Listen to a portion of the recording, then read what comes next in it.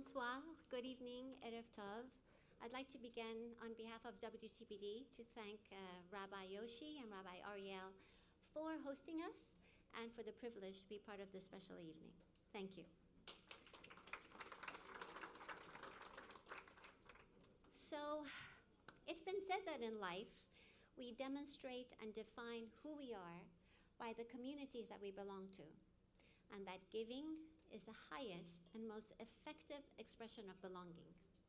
Having accepted the invitation to join this evening, I am certain that you all believe in that spirit of giving through acts of kindness and generosity towards people we may or we may never meet, across boundaries we may never cross, and in ways we may never imagine, and that we are happier and more fulfilled as individuals and as a community when we participate in that act of giving. One of my favorite quotes, which my father has told me since I was a little girl, is by Winston Churchill. He famously said that we make a living by what we get, but we make a life by what we give. On that note, our topic of conversation is indeed philanthropy this evening, and I have the pleasure to introduce the moderator of the panel of discussion this evening, my friend, Vice President of Burgundy Investments, Ms. Caroline Momini.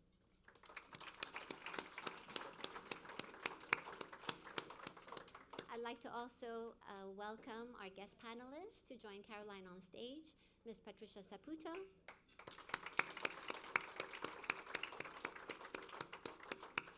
Mr. Aldo Ben-Sadoun,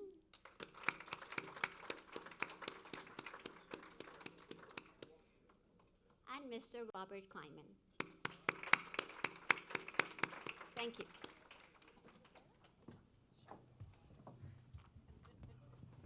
Good evening, everyone. It is my pleasure to be here with you tonight and with our distinguished panelists to talk about philanthropy. Philanthropy is it is a multidisciplinary field, but it's also a deeply personal matter. And we're hoping that through our various experience, we can guide you in exploring different options in making philanthropic decisions for you and your family. So I'd like to start this evening with you, Patricia, and maybe give a little bit of background about you. You started your career in accounting at Deloitte, and after that you joined your immediate family's family office in 1998.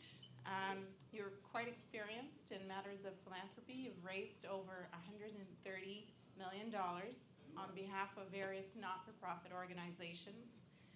You're governor for the Concordia University Foundation and the McGill University Health Center. You also created the Patricia Saputo Scholarship Program for the Ben Weider Academy. So you're also involved in matters of multi-generational wealth transfer and planning, and you've created a program at Concordia and Queen's University to help families make decisions when it comes to wealth planning and philanthropy. So my first question to you is related to philanthropy and family. Warren Buffett has said that he wanted to give his kids enough money so that they would feel they could do anything, but not so much that they could do nothing.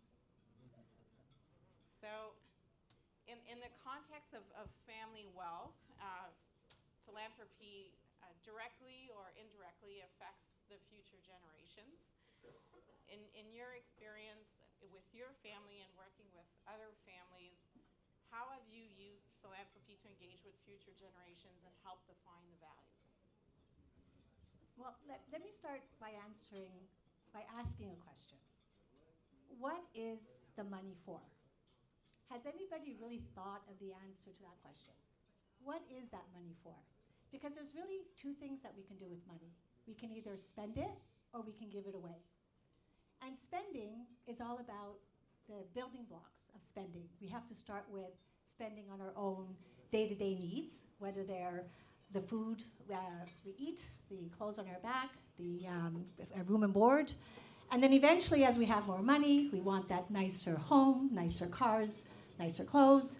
Eventually, it's that second vacation, and then you start building up from there where the money is being used for the extra business. You'll be in one business, you'll buy another business, you'll reinvest. Then you start to reinvest in passive type investments. You build up your portfolio. Eventually, you'll buy additional assets, those assets being private jets or their secondary home someplace, art, whatever it does. Eventually, then you say, okay, I've spent all this, now what? The same thing with giving money away. We start off with children at school, buying chocolate at the school's chocolate fundraiser. We eventually build up in giving money to our friends and family who are part of Run for the Cure, or that they're raising money for a cause that's dear to their heart, so we're giving in that sense. Eventually, you buy a table for an event, you sponsor a gala. Eventually, from there, you might want to put your name to a building, and then it gets to a point where you say, okay, I want to do something even more, I want to be impactful, and let's do something where there is real impact with the money that we're giving. So it's all the building blocks. Well, the same building blocks exist with an individual. An individual, it starts young. And what we have to do with the family wealth is make sure that we reinvest it in our family members, reinvest it in their education, reinvest it in their own intellect as humans, to make our children figure out what their passions are. Because as our children have their own passions, or they find what their passions are, eventually they can find their purpose in life. And when a human finds purpose in life, well, it's automatic that they will have self-confidence, self-fulfillment, self-assurance. And with that, they can go further, because if they're a very good family member in understanding where they belong within the family, it makes it easier for them to then be a good family member and eventually a good community member in giving back to our communities. So again, it's a building block of a human's growth to get to the eventual of being able to give back in a more meaningful way. So philanthropy does start in the home, in reinvesting our money within our own family members so that they can grow further from there.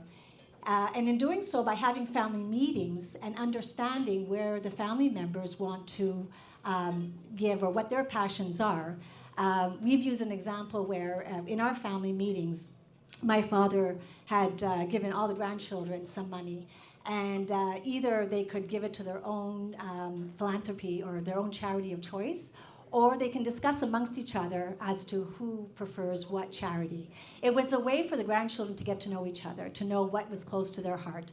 And either they can choose to put the money together and make a bigger impact in one charity, or they can each go on their own. And it was a way of also learning about the grandchildren and learning who was more collaborative in nature, who's more wanting to do things alone. So it kind of gives you an idea and an understanding of each family member and how they go about things.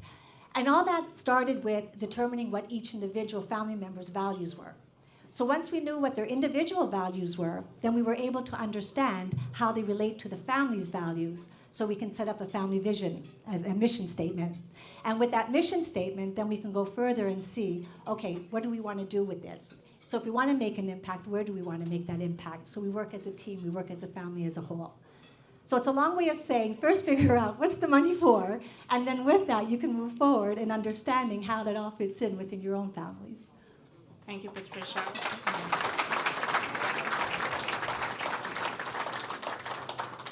Mr. Ben Sadoun, you're recipient of the Order of Canada for your many entrepreneurial and philanthropic initiatives. I'll name a few of them. Aldo was among the first companies to support the fight against AIDS, and throughout the years you've raised $10 million to support the cause. You've also co-chaired and helped raise $25 million for the Center for Innovation in Autism and Intellectual Disabilities through the Miriam Foundation. And another significant achievement was your recent donation of $25 million to create the Ben Sadoun Retail Initiative. So my question for you is, in the United States alone, there's over 1 million not-for-profit organizations that you can donate to. So when you expand that on the global level, you realize that needs are truly unlimited. So I wanted to ask you what your process is for determining which causes you'll contribute to, and if your family is involved in making these decisions. Definitely my family is involved in making those decisions. But I have to say that I don't have the same view as Patricia on philanthropy. And I'm not as structured as Patricia is. And my way of choosing the cause really come from different aspects of the way we've been, our upbringing, what's happening in society today. And basically, at the end of the day, we never have like big conversation and philosophical discussion about the purpose and the need for philanthropy, because it's obvious. Our overall goal is to make the world a better place. So after that, everything découle de cette philosophie. Everything will come out from there. So where do you get that? You get it from your upbringing, from your parents, from what they taught you. And then you understand you see on a daily basis all the needs that you have, not yourself, but society, and you try to do your little part. And I do believe that every single individual can have a tremendous effect on the world, and it's good business, because yes. what happened is that, number one, you live better, you feel better, and as long as you do it in such a way that you can see result of your action, then you pursue it and you continue doing it. But it's more on an emotional basis, rational, but emotional and sensorial, if you want. It's interesting. I have to make a comment. Sorry. What you're actually hearing is very interesting, because this is spoken from a first-generation wealth creator. I'm a second generation born that's right. into wealth. And my children are third generation. Well, actually, I'm second, third. My children are third, fourth, because my grandfather started. My dad was very rich. Right, but you created your wealth. No. No? It came from your father? No, that's true. That's what I thought. But it's But interesting it was to rich understand. in many aspects Yes. that enabled me to be who I am who today. you are today. And Yeah. that's exactly what we try to transfer down generation to generation.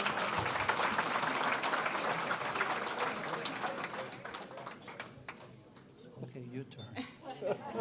Well, you mentioned the word philanthropy is good business, and that's a good lead into my next question for That's all a good three. question. Can I ask you a question? Yes, of course. What's the exact meaning of philanthropy? That's a Where does very- it come from? It must be Greek. Somebody must know. Can we ask the audience, perhaps, if What is someone it? knows the answer? Love of mankind. Love of mankind. Love of mankind. So Thank you. perfect. So now we learned something. You say it's great. Wonderful. So you did mention philanthropy is good business, and maybe a question for all three of you is, we see more and more corporations integrating not only business considerations, but also social and environmental considerations into their business objectives. Many of them, such as Aldo, have very active corporate philanthropy programs, and you involve your employees in doing that. And on the other side of it, many foundations have now incorporated impact investing, which aim to generate not only investment returns but also positive returns for their communities. So have you experimented with either corporate philanthropy, I know in your case that's the case, or even impact investing? In my case? Yes, of course, yes, please. I think it's a big discussion, you know, like if what you're talking about is an employee or a colleague would invest $1 and the company would match and invest $2. To me, it's sad to say that as for a human being. To me, I would rather tell you should donate for that reason rather than have a financial incentive to donate. You see what I'm saying? But I'm sure I must be the only one thinking like that, you know? I'm sure, you know, like banks and everybody, you know, don't think like that. And people that are raising money don't think like that either. The way I've seen impact investing is especially through foundations, whether it's family foundations or university foundations or hospitals, it's always that thing of being able to make the money go further. So, but by investing in something where you can make an impact in our society, but at the same time get a return from it, then you'll have more money to give back to another cause or the same cause. There's a problem, though, with impact investing is that, unfortunately, not every investment goes well, and you don't always make money with whatever impact you're making.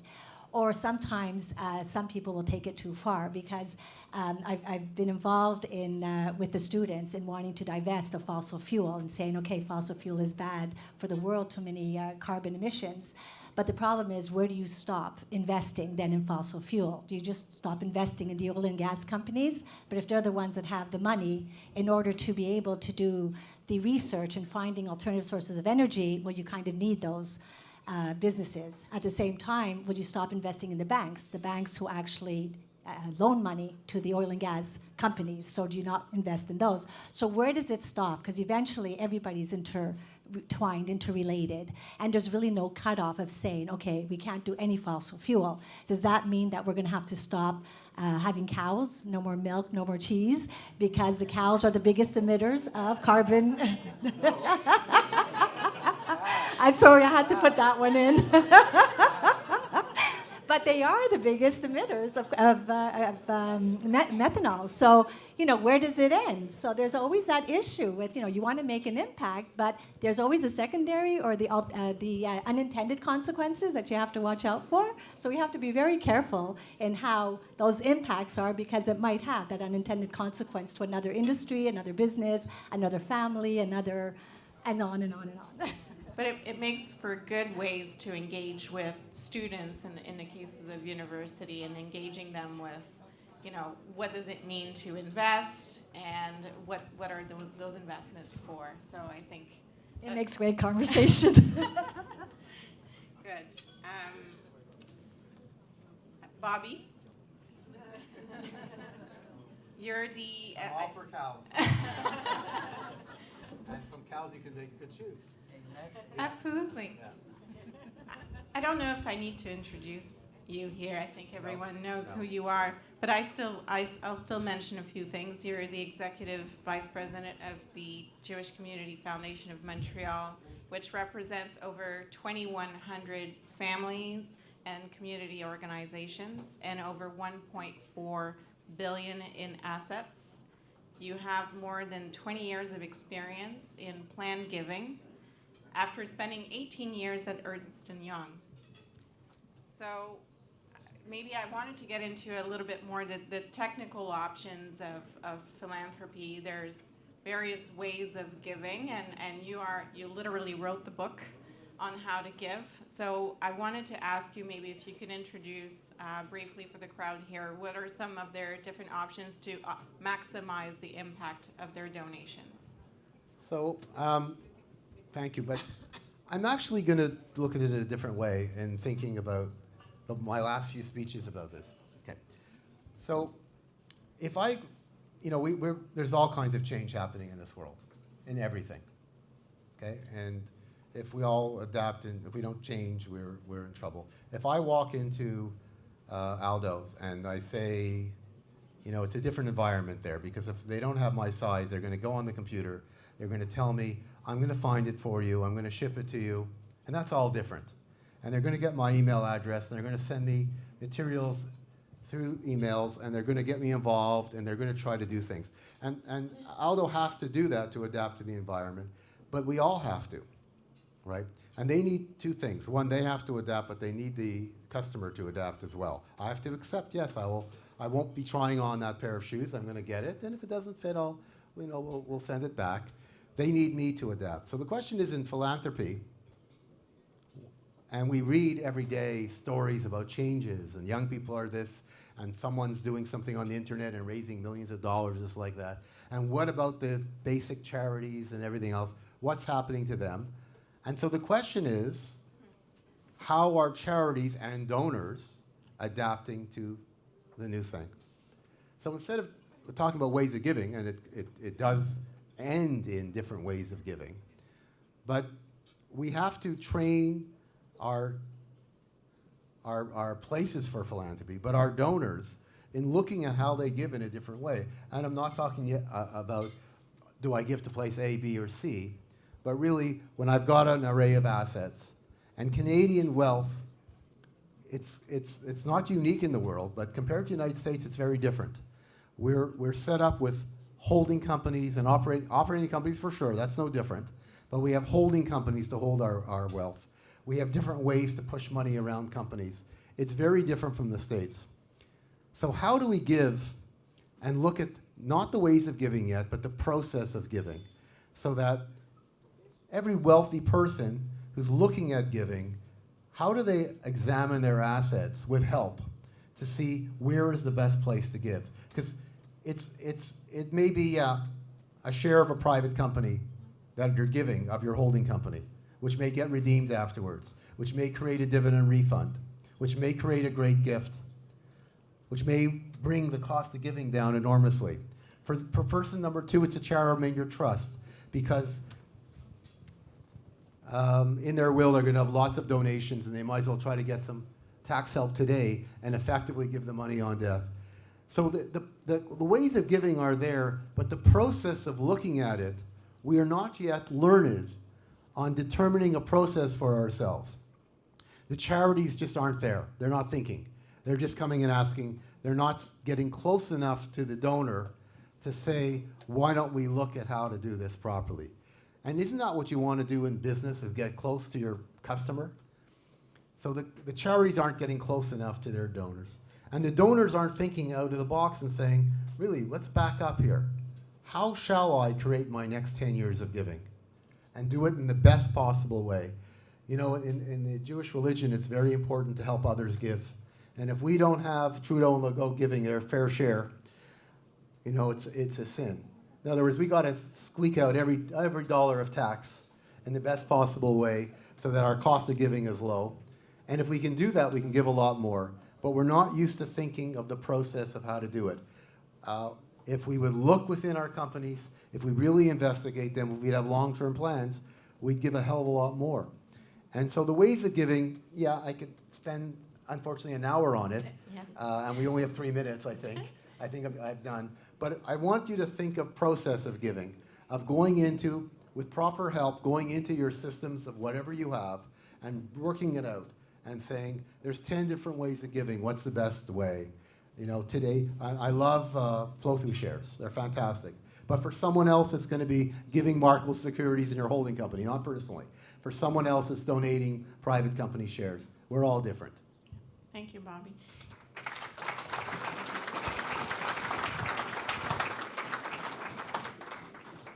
I think you said something very powerful here, which is encouraging others to give.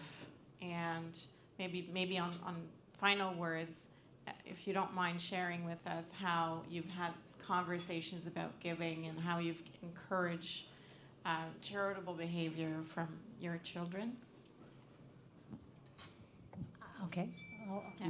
To me, To me, I think is the way you raise your children, and you don't need to tell them you need to donate. You have to be an example yourself, and they're smart enough to copy you, and you can show the importance of a cause or something like that. And but the main thing is, like in the Jewish religion, we have tikkun olam, to make our world a better place, and our responsibility to do that. And I think, that if every single human being felt that way, the world would be a much better place. So how do you do it now? You do it, by what's appealing to you, where the big needs are. Is it in education? Is it in health? Is it in, understanding, helping the people, that don't have water somewhere in the world, Is it something, that try to make peace, try to make, a climate and an environment that will foster economic growth and love? Those are the type of things that, to me, I think you discuss, with your family, and that you act on a daily basis. But one of the things that I learned is, before you give, you have to create. You cannot give unless you create. And if you don't create, there is nothing to give.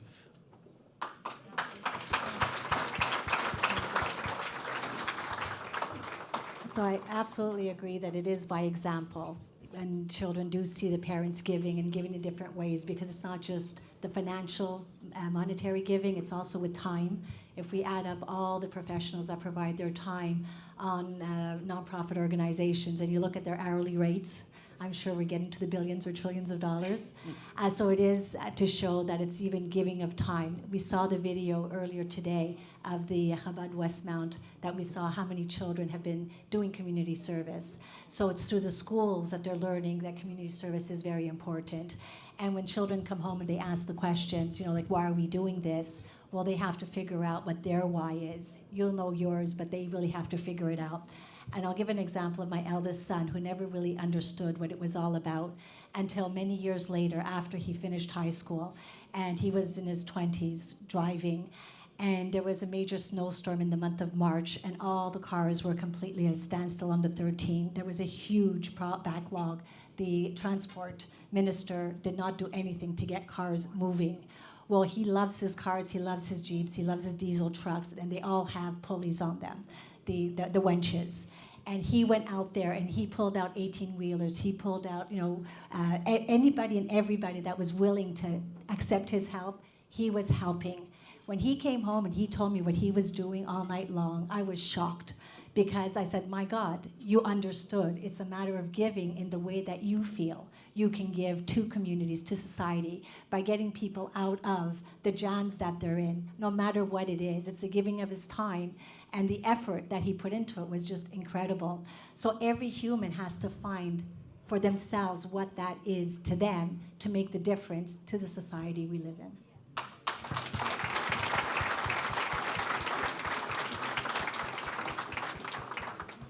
Thank you very much. This is all the time we had. Unfortunately, we could have spent hours on the topic. But thank you very much for being here with us tonight, and have a good dinner, everyone. Thank you.